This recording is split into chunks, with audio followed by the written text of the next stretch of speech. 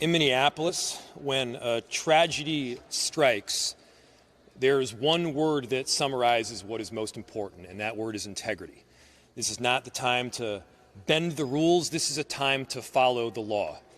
This is not a time to hide from the facts. This is a time to embrace them, making sure that we're pushing for transparency every step of the way.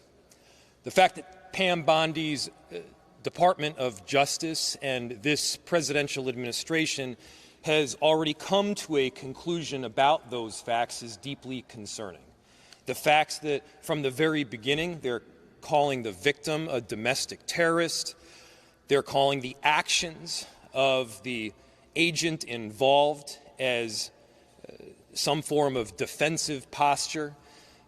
We know that they've already determined much of the investigation, and even if they haven't, there is the appearance that there is some conclusion drawn from the very beginning. If not hide from the facts, why not embrace them? If it's not a problem to have additional people at the table that have a deep commitment to the process and transparency and have run these investigations before, then why not include them in the process?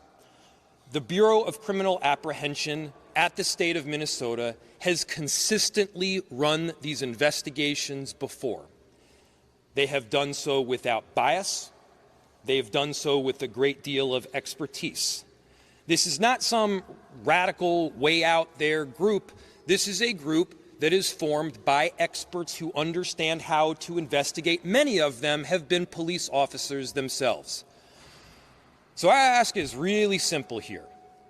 Our ask is to embrace the truth.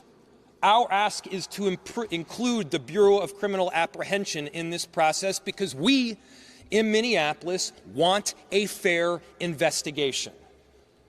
Is it deeply concerning that this administration from the very get-go is drawing the conclusion that they may ultimately come to? Of course it is.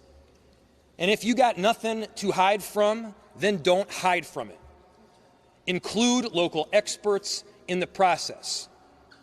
We got nothing to hide from here. All we want in Minneapolis is justice and the truth. And speaking of the truth, let me give you another one. I have heard countless people talk about Minneapolis, many of them who have never been here, as some form of post-apocalyptic hellscape, as a place that is dangerous. Well, let me give you a statistic. 50% of the shootings that have happened thus far in Minneapolis this year have been ICE. In other words, we've only had 2 shootings. One of them has been ICE. We are a safe city. ICE is making it less so.